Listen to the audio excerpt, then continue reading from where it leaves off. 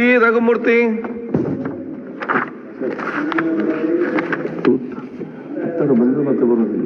ಜಿಲ್ಲೆಯ ಬೆಳೆ ನಷ್ಟ ಪರಿಹಾರದ ಬಗ್ಗೆ ದುರುಪಯೋಗ ಆಗಿರೋ ಬಗ್ಗೆ ಅವರ ಗಮನ ಸೆಳೆದಿದೆ. ಒಂದು ಉತ್ತರ ಲಿಖಿತವಾಗಿ ಕೊಟ್ಟಿದ್ದೇವೆ ಸಭಾಧ್ಯಕ್ಷರೇ, ಹೆಚ್ಚುವರಿಯಾಗಿ ಏನಾದರೂ ಇದ್ರೆ ಕೇಳ್ಬೋದು. ಸನ್ಮಾನ್ಯ ಸಭಾಧ್ಯಕ್ಷರೇ, ಇದು ಚಿತ್ರದುರ್ಗ ಜಿಲ್ಲೆಗೆ ಸಂಬಂಧಿಸಿದಂತೆ 6 ತಾಲೂಕುಗಳಲ್ಲಿ 2022-23ನೇ ಸಾಲಿನ ಮುಂಗಾರು ಹಂಗಾಮಿನಲ್ಲಿ ಚಿತ್ರದುರ್ಗ ಜಿಲ್ಲೆ ಅತಿವೃಷ್ಟಿ ಪ್ರವಾಹದಿಂದ ಉಂಟಾದ ಬೆಳೆ ಹಾನಿಗೆ ನಿಯಮಾನುಸಾರ ಪರಿಹಾರ ಮೊತ್ತವನ್ನು ಅರ್ಹ ರೈತರಿಗೆ ಕೊಡುವಂಥ ಸಂದರ್ಭದಲ್ಲಿ ಆಧಾರ್ ಜೋಡಣೆಯಾಗಿರುವ ಬ್ಯಾಂಕ್ ಖಾತೆಗೆ ಪರಿಹಾರವನ್ನು ನೀಡಿದೆ. ಹಣ ದುರುಪಯೋಗ ಆಗಿರ್ತಕ್ಕಂಥದ್ದು. ಅದಕ್ಕೆ ಸಚಿವರು ಬಹಳಷ್ಟು ವಿವರವಾಗಿ ಉತ್ತರವನ್ನು ಕೊಟ್ಟಿದ್ದಾರೆ. ಸನ್ಮಾನ್ಯ ಸಭಾಧ್ಯಕ್ಷರೇ, ಸುಮಾರು ಚಿತ್ರದುರ್ಗ ಜಿಲ್ಲೆ 6 ತಾಲೂಕಿಂದ ಸುಮಾರು 49 ಕೋಟಿ ದುರುಪಯೋಗ ಆಗಿರ್ತಕ್ಕಂಥದ್ದು. ಇದಕ್ಕೆ ಸಂಬಂಧಿಸಿದಂತೆ ಜಿಲ್ಲಾಧಿಕಾರಿಗಳು ಅಸಿಸ್ಟೆಂಟ್ ಕಮಿಷನರ್ ಅಧ್ಯಕ್ಷತೆಯಲ್ಲಿ ರೇಷ್ಮೆ ಇಲಾಖೆ, ಕೃಷಿ ಇಲಾಖೆ, ತೋಟಗಾರಿಕೆ ಇಲಾಖೆಯವರ ಉಪನಿರ್ದೇಶಕಗಳನ್ನು ಸೇರಿಸಿ ಒಂದು ಕಮಿಟಿ ಮಾಡಿರ್ತಾರೆ. ಆ ಕಮಿಟಿ ವಿವರವಾಗಿ ಇದನ್ನ ಕೊಟ್ಟಿದ್ದಾರೆ. ಎಲ್ಲೆಲ್ಲಿ ಇದಾಗಿದೆ, ಯಾವ ತಾಲೂಕಲ್ಲಿ ಎಷ್ಟೆಷ್ಟಾಗಿದೆ, ಯಾವ ರೀತಿ ಆಗಿದೆ ಅನ್ನೋದನ್ನ ಬಹಳಷ್ಟು ವಿವರವಾಗಿ ಕೊಟ್ಟಿದ್ದಾರೆ. ಇದು ಕೊಟ್ಟು ಈಗಾಗಲೇ 1 ವರ್ಷ ಆಯಿತು. ಸನ್ಮಾನ್ಯ ಸಭಾಧ್ಯಕ್ಷರೇ, ಬಹುಶಃ ನಮ್ಮ ಸಚಿವರು ಬಹಳಷ್ಟು ಕ್ರಿಯಾಶೀಲರು. ಏನು ಕಂದಾಯ ಇಲಾಖೆಗೆ ಬಹಳಷ್ಟು ಕಾರ್ಯಕ್ರಮವನ್ನು ಕೊಟ್ಟು ಕಾಯಕಲ್ಪವನ್ನು ಕೊಟ್ಟಿದ್ದಾರೆ. ಆದರೆ ಇದು ಬಹುಶಃ ಅವ್ರ ಗಮನದಲ್ಲಿ ಬಂದಿಲ್ಲ ಅಂತ ಹೇಳಿ ನಾನು ಭಾವಿಸ್ತೀನಿ. ಯಾರು 1 ವರ್ಷ ಆಗಿದೆ, ಇದ್ರ ಬಗ್ಗೆ ಏನು ಕ್ರಮ ವಹಿಸಿಲ್ಲ. ಇದಕ್ಕೆ ಅಧಿಕಾರಿಗಳಿರ್ಬೋದು, ಮಧ್ಯವರ್ತಿಗಳಿರ್ಬೋದು, ಯಾರು ಅರ್ಹ ರೈತರಿದ್ದಾರೆ ಅವರಿಗೆ ಪರಿಹಾರ ಸಿಕ್ಕಿಲ್ಲ. ಹಾಗಾಗಿ ಇದು ಚಿತ್ರದುರ್ಗ ಜಿಲ್ಲೆ ಬಹಳಷ್ಟು ಬಾರಿ ಅದು ಪದೇ ಪದೇ ಬರಗಾಲಕ್ಕೆ ತುತ್ತಾಗಂಥದ್ದು.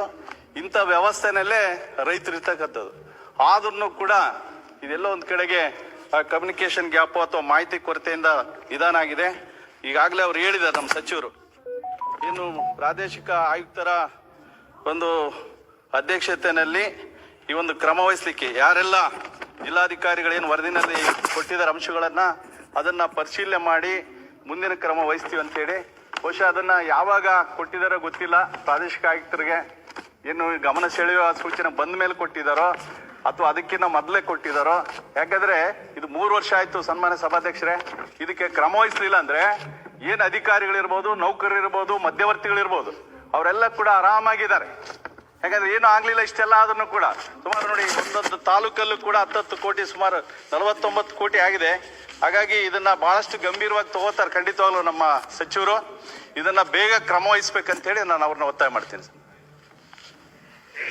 ಮಾನ್ಯ ಸಭಾಧ್ಯಕ್ಷರೇ, ಇದು 2022-23 ಹೋದ ಸರ್ಕಾರದ ಕೊನೆ ಆಡಳಿತ ವರ್ಷದಲ್ಲಿ ಆದಂತಹ ದುರುಪಯೋಗ ಪ್ರಕರಣ. ರೈತರಿಗೆ ನಾವು ಏನು ಅತಿವೃಷ್ಟಿಯಿಂದ ಪರಿಹಾರ ಕೊಡುವಂತ ಸಂದರ್ಭದಲ್ಲಿ ಸಿಕ್ಕವರಿಗೆ ಸೀರುಂಡೆ ಅಂತೇಳಿ ವ್ಯಾಪಕವಾಗಿ ಸುಮಾರು ಜಿಲ್ಲೆಗಳಲ್ಲಿ ಇದು ದುರುಪಯೋಗ ಆಗಿದೆ. ಚಿತ್ರದುರ್ಗ, ಹಾವೇರಿ, ಚಿಕ್ಕಮಗಳೂರು, ಹೀಗೆ ನಮ್ಮ ಕಲಬುರಗಿ, ಈ ರೀತಿಯಾಗಿ ಸುಮಾರು ಜಿಲ್ಲೆಗಳಲ್ಲಿ ಒಂದು ರೀತಿ ಸಂಸದೀಯವಾಗಿ ಬಳಸುವಂತ ಸೂಕ್ತ ಪದ ಅಲ್ಲ, ಆದ್ರೆ ಮಜಾ ಮಾಡಿದ್ದಾರೆ. ಅತಿವೃಷ್ಟಿ ಪರಿಹಾರ ಕೊಡುವಾಗ ಈ ಮನೆಗಳಿಗೆ ಕೆಲವರು ಇಲ್ಲಿ ಮಾತಾಡ್ತಾರೆ, ಅತಿವೃಷ್ಟಿ ಹಾನಿಯಾದ ಮಳೆಗೆ 5 ಲಕ್ಷ ಕೊಡ್ಬೇಕು ಅಂತ. ನಿಮ್ಗೆ ಫೋಟೋಗಳು ತೋರಿಸ್ತೇನೆ. JCB ಪಕ್ಕದಲ್ಲೇ ನಿಂತಿದೆ, ಅಲ್ಲೇ ಇನ್ನು JCB ಹಂಗೆ ನಿಂತಿದೆ. ಫೋಟೋ ತೆಗೆದಾಗ ಮನೆ ಪಕ್ಕ JCB ನಿಂತಿದೆ. ಯಾರ್ಯಾರಿಗೆ ಎಷ್ಟೆಷ್ಟು ಭಾಗ ಹೋಗ್ತಾ ಇತ್ತು ಅಂತ ಕೂಡ ಹೇಳಲಿಕ್ಕೆ ನಮಗ್ ನಾಚಿಕೆ ಆಗುತ್ತೆ. ಒಂದೊಂದ್ ಬಾರಿ ನಾಚಿಕೆ ಆಗುತ್ತೆ, ಸತ್ಯ ಹೇಳಿದ್ರೆ ಕೆಲವ್ರಿಗೆ ಇಡಿಸೋದಿಲ್ಲ. ಅಲ್ಲೇ ಆನ್ ದ ಸ್ಪಾಟ್ ಶೇರ್ ಯಾರ್ಯಾರಿಗೆ ಎಷ್ಟೆಷ್ಟು ಅಂತ. ಇದನ್ನೆಲ್ಲ ಈಗ ಸ್ಟ್ರೀಮ್ ಲೈನ್ ಮಾಡಿದ್ದೇವೆ. ಈಗ ಅವಕಾಶಗಳು ಈ ತರ ದುರುಪಯೋಗಕ್ಕೆ ಬಹಳ ಕಡಿಮೆ ಮಾಡಿದ್ದೇವೆ. ಆದ್ರೆ ಮಾನ್ಯ ಶಾಸಕರು ಎತ್ತಿರೋದು 2022-23ನೇ ಸಾಲ. ನನ್ ಗಮನಕ್ಕೆ ಬಂದ್ಮೇಲೆ ನಾನೇ ಎನ್ಕ್ವೈರಿ ಆರ್ಡರ್ ಮಾಡಿದ್ದು. ಮಾಡಿ ಮೇಲ್ನೋಟಕ್ಕೆ ಸುಮಾರು 49 ಕೋಟಿಯಷ್ಟು ಏನು ಅನರ್ಹ ಫಲಾನುಭವಿಗಳಿಗೆ, ಅನರ್ಹ ಬಾಧಿತರಿಗೆ ಅಥವಾ ನಿಯಮಗಳನ್ನ ಮೀರಿ ಕಾನೂನು ಉಲ್ಲಂಘನೆ ಮಾಡಿ ಅರ್ಹ ಇಲ್ಲದೆ ಇರುವಂತವರಿಗೂ ಕೂಡ ಪರಿಹಾರ ಕೊಟ್ಟಿರುವ ಮೊತ್ತ ಎಷ್ಟು ಅಂತ ಹೇಳಿದ್ರೆ ಸುಮಾರು 47.99 ಕೋಟಿ ಅಂತ ಅಂದಾಜು ಮಾಡಿದ್ದೇವೆ. ಸೊ ಅದಾದ್ಮೇಲೆ ಯಾರ್ಯಾರ ಅಧಿಕಾರಿಗಳ ಕಾಲದಲ್ಲಿ ಆಗಿದೆ ಅಂತಾನು ಕೂಡ ನಾವು ಪಟ್ಟಿ ಮಾಡಿದ್ದೇವೆ. ಅದಾದ್ಮೇಲೆ ಇವ್ರ ತಾಲೂಕಿನಲ್ಲೇ ಒಂದು ಪ್ರಕರಣದಲ್ಲಿ FIR ಕೂಡ ದಾಖಲು ಮಾಡಿದ್ದೇವೆ. ಸೊ ಅದಾದ್ಮೇಲೆ ನಾನು DC ಇಂದ ವರದಿಯನ್ನ ತರಿಸ್ಕೊಂಡು ಇನ್ನ ಬಾಕಿ ಇರತಕ್ಕಂತಹ ಶಿಸ್ತು ಕ್ರಮವನ್ನ ವಹಿಸ್ಲಿಕ್ಕೆ ಪ್ರಾದೇಶಿಕ ಆಯುಕ್ತರಿಗೆ ನಾನು ಈ ಕೇಸನ್ನ ವಹಿಸಿದ್ದೇನೆ. ಖಂಡಿತ ಇದು ಅವರು ಗಮನ ಸೆಳೆಯೋ ಸೂಚನೆ ಕೊಟ್ಟ ಮೇಲೆ ಹಾಕಿದ್ದಲ್ಲ. 25/1/2025 ನಾವು ಪ್ರಾದೇಶಿಕ ಆಯುಕ್ತರಿಗೆ ಕೊಟ್ಟಿದ್ದೇವೆ. ಖಂಡಿತ ಇದು ನಮ್ಮ ಗಮನದಲ್ಲಿದೆ. ಸ್ವಲ್ಪ ನಿರೀಕ್ಷಿತ ಅವಧಿ ಒಳಗಡೆ ಪರಿಣಾಮ ಆಗದೆ ಇರ್ಬೋದು, ಫಲಿತಾಂಶ ಹೊರಗೆ ಬರದೇ ಇರ್ಬೋದು. ಹಾಗಂತೇಳಿ ಇದು ಮರ್ತಿಲ್ಲ. ಇದನ್ನ ಮುಂದೆ ಆಗದಂಗೆ ತಡೆಗಟ್ಟುವ ಕ್ರಮಗಳನ್ನು ಕೈಗೊಂಡಿದ್ದೇವೆ. ತಪ್ಪು ಮಾಡಿದವ್ರಿಗೂ ಕೂಡ ಶಿಕ್ಷೆ ಆಗ್ಬೇಕು ಅನ್ನುವಂಥದ್ದು ತಮ್ಮ ಆಗ್ರಹ ಇದೆ. ತಮ್ಮ ಆಗ್ರಹಕ್ಕೆ ನಮ್ದು ಸಂಪೂರ್ಣ ಬೆಂಬಲ ಇದೆ. ನಾನು ಪ್ರಾದೇಶಿಕ ಆಯುಕ್ತರಿಗೆ ಹೇಳ್ತೇನೆ, ಬಾಕಿ ಇರತಕ್ಕಂತಹ ಶಿಸ್ತು ಕ್ರಮವನ್ನ ತುರ್ತಾಗಿ ಅದನ್ನ ತಾರ್ಕಿಕ ಅಂತ್ಯಕ್ಕೆ ಕೊಂಡೊಯ್ಬೇಕು ಅಂತ ನಾನು ಅವ್ರಿಗೆ ಹೇಳ್ತೇನೆ. ಈ ವಿಷಯದಲ್ಲಿ ನಿಮ್ಮ ಅಭಿಪ್ರಾಯನೂ ನಮ್ಮದು ಅದೇ ಆಗಿದೆ. ಸೊ ನಾನೇ ಇದನ್ನ ಹೇಳಿ ತನಿಖೆ ಮಾಡಿಸಿ ಹೊರಗೆ ಎಳೆದಿದ್ದು ಕೂಡ ನಾನೇ. ಸೊ ನಾನು ನಿರಂತರವಾಗಿ DC ಅವ್ರ ಹತ್ರನೂ ಈ ವಿಷಯ ಡೈಲಿ ಇಲ್ಲ, ಮಂತ್ಲಿ ಇಲ್ಲದೆ ಇದ್ರು 2 ತಿಂಗಳಿಗೊಮ್ಮೆ ಆದ್ರೂ ಅವ್ರ ಹತ್ರ ನಾನು ಮಾತಾಡ್ತಾ ಇರ್ತೇನೆ.